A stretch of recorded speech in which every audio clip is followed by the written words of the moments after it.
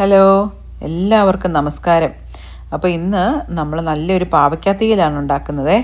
ഈ പാവയ്ക്കാത്തീയലിൻ്റെ പ്രത്യേകത എന്ന് പറഞ്ഞാൽ എത്ര കയ്പുള്ള പാവയ്ക്കയാണേലും അതിന് കയ്പ് ഒത്തിരി മുന്നോട്ടൊന്നും നിൽക്കാതെ അന്ന് ആ പാവയ്ക്കയുടെ ടേസ്റ്റിന് ഒട്ടും കോട്ടം വരാത്ത രീതിയിലുള്ള ഒരു പാവയ്ക്കാത്തീയലാണ്.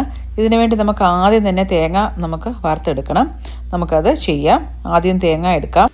അരമുറി തേങ്ങ ചിരണ്ടി എടുത്തേക്കുന്നതാണിത്. ഇതൊന്ന് വറുത്ത് ഒരു ബ്രൗൺ കളറാകുന്ന വരെ നമുക്ക് ചെറിയ തീയിൽ ഇളക്കിയെടുക്കാം.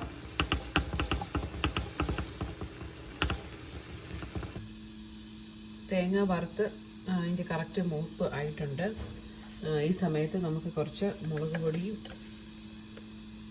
ഒരു ടേബിൾ സ്പൂൺ മുളക് പൊടി, 1 ടേബിൾ സ്പൂൺ മല്ലിപ്പൊടി,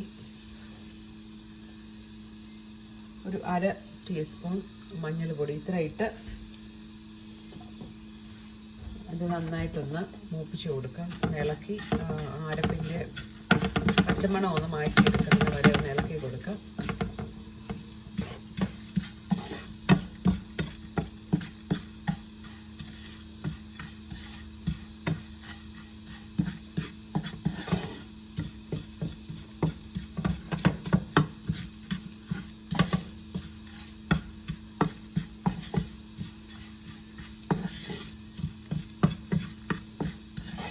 ഇപ്പം നന്നായിട്ട് നമ്മളിട്ട് കൊടുത്ത മുളക് പൊടിയൊക്കെ നല്ല പച്ചമണമൊക്കെ മാറി നന്നായിട്ട് മൂത്ത് വന്നിട്ടുണ്ട്. ഇതൊന്ന് തണുക്കാൻ മാറ്റി വെച്ചിട്ട് ഇതൊന്ന് വെള്ളം ഒഴിക്കാതെ നമുക്ക് അരച്ചെടുക്കാം. ഞാൻ തീയിൽ വെക്കാനായിട്ട് പാൻ അടുപ്പേ വെച്ചു. ഫ്ലെയിം ഓണാക്കി പാൻ ചൂടായി വന്നിട്ടുണ്ട്. അതിലേക്ക് ഞാനൊരു 2 ടേബിൾ സ്പൂൺ വെളിച്ചെണ്ണ ഒഴിച്ചു കൊടുത്തു. എണ്ണ ഒന്ന് ചൂടായി വരട്ടെ. അതിലേക്ക് ഇത് കണ്ടോ, ഞാനൊരു മീഡിയം സൈസ് സവോള ചെറുതായിട്ട് അരിഞ്ഞിട്ടുണ്ട്. കുറച്ച് തേങ്ങ കൊത്തെടുത്തിട്ടുണ്ട്. ഒരു 2-3 പച്ചമുളക് എടുത്തു. 2 കുഞ്ഞ് അല്ലി വെളുത്തുള്ളി ഇത്രയും എടുത്ത് എണ്ണ ചൂടാകുമ്പോൾ അതിലേക്ക് ഇട്ട് അത് വഴറ്റിയെടുക്കാൻ പോവാണ്.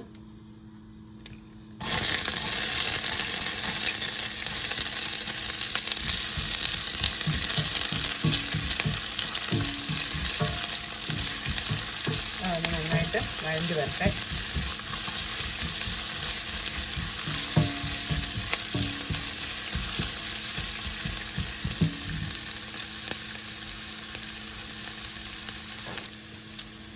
ഈ സവോളയും നമ്മുടെ തേങ്ങാക്കൊത്തും പച്ചമുളകും ഒക്കെ നന്നായിട്ടൊന്ന് മൂത്ത് വന്നിട്ടുണ്ട്. ഇതിലേക്ക് ഈ പരുവാകുമ്പോഴത്തേക്കും ഇതിലേക്ക് നമ്മൾ അരിഞ്ഞു വെച്ചിരിക്കുന്ന ഇതുപോലെ കണ്ടോ നീളത്തിൽ ഇങ്ങനെ കട്ടി കുറച്ച് അരിഞ്ഞു വെച്ചേക്കുക 2 മീഡിയം സൈസ് പാവയ്ക്കയാണ് അരിഞ്ഞു വെച്ചേക്കുന്നത്. ഇത് ഇതിലേക്ക് ഇട്ട് കൊടുക്കാം.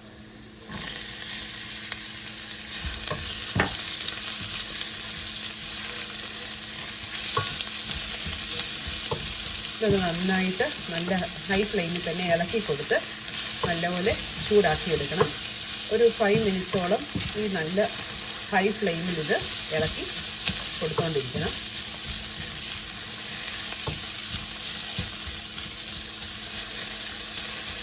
ഹൈ ഫ്ലെയിമിൽ തന്നെ വേണം ഇത് ഇളക്കി കൊടുക്കാൻ.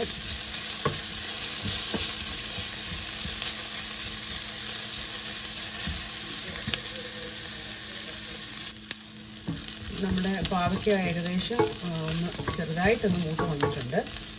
ഈ സമയമാകുമ്പോഴത്തേക്കും ഞാൻ ഒരു മുഴുത്ത ഒരു ടൊമാറ്റോ നല്ല കുഞ്ഞായിട്ട് കട്ട് ചെയ്ത് വെച്ചിട്ടുണ്ട്. അത് ഇതിലേക്ക് ആഡ് ചെയ്ത് കൊടുക്കാം. പാവയ്ക്കയുടെ നല്ല കയ്പുണ്ട്. ആ കമർപ്പൊന്ന് കുറയാൻ ഇത് വളരെ നല്ലതായിരിക്കും. ഇത് ഓപ്ഷനിലാണ്. ഇഷ്ടമുണ്ടെങ്കിൽ മാത്രം ഈ ഒരു പ്രോസസ്സ് ചെയ്താൽ മതി. കയ്പ് അതേപടി വേണമെന്നുള്ളവർക്ക് ഇത് സ്കിപ്പ് ചെയ്യാവുന്നതാണ്. അപ്പോൾ ഇതൊന്ന് പാവയ്ക്കയും തക്കാളിയും കൂടെ ഒന്ന് ഒരുമിച്ചിരുന്ന് ഒരു 10 മിനിറ്റോളം വെന്ത് കിട്ടണം. അതിനായിട്ട് നമുക്കിതൊന്ന് മൂടി വെച്ച് വേവിക്കാം. ഹൈ ഫ്ലെയിമിൽ തന്നെ ഇട്ട് ഒരു 10 മിനിറ്റ്സോളം മൂടി വെച്ച് വേവിക്കുകയാണ്. ഇടയ്ക്കൊന്ന് ഇളക്കി കൊടുക്കണം. ഒരു 10 മിനിറ്റ്സോളം കഴിഞ്ഞിട്ടുണ്ട്. ഞാൻ ഇടയ്ക്കൊന്ന് തുറന്ന് ഇളക്കി കൊടുത്തിട്ടുണ്ടായിരുന്നു. ഇത് തുറന്ന് നന്നായിട്ട് ഇളക്കി കൊടുക്കുക.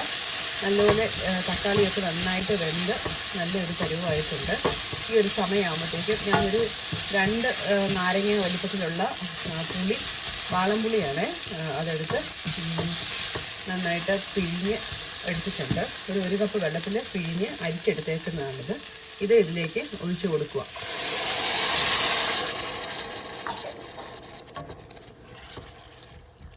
ഇനി ഇതൊരു 15 മിനിറ്റോളം ഇതിൻ്റെ അകത്ത് കിടന്ന് നന്നായിട്ട് വെന്ത് തിളച്ച് വരണം. ഹൈ ഫ്ലെയിമിൽ തന്നെ ഇട്ട് ഇടയ്ക്കൊന്ന് ഇളക്കി കൊടുത്ത് അതിനെ ഒന്ന് വെന്ത് വരാനൊന്ന് വെയിറ്റ് ചെയ്യണം.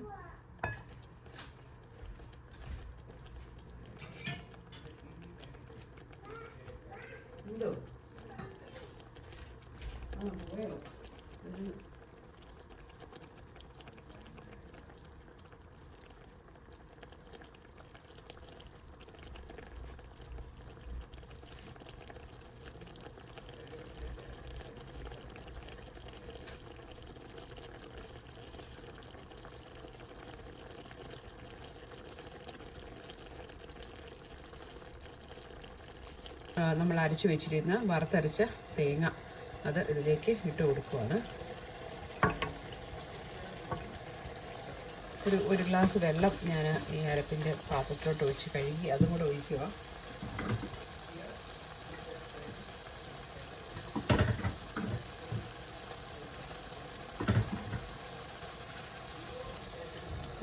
ഈ വെള്ളം കൂടെ ഒഴിച്ച് കൊടുക്കുകയാണ്. ആവശ്യത്തിന് ഉപ്പ് ചേർത്ത് കൊടുക്കാം. ഞാൻ 1 ടീസ്പൂണ് ഉപ്പ് ചേർത്ത് കൊടുക്കുക.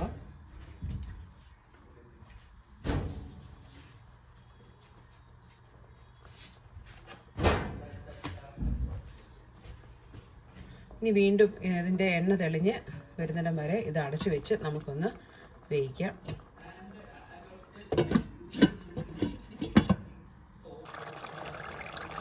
നമ്മുടെ തീയിൽ തിളച്ച് എണ്ണയൊക്കെ തെളിഞ്ഞ് വന്നിട്ടുണ്ട്. ഈ സമയം നമുക്കൊരു ചെറിയ പിഞ്ച് ശർക്കര ഇട്ട് കൊടുക്കാം.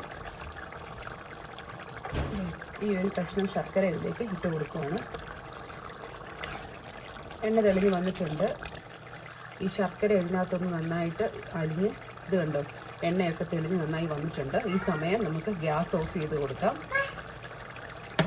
ഇനി ഇത് നമുക്ക് സെർവ് ചെയ്യാവുന്നതാണ്.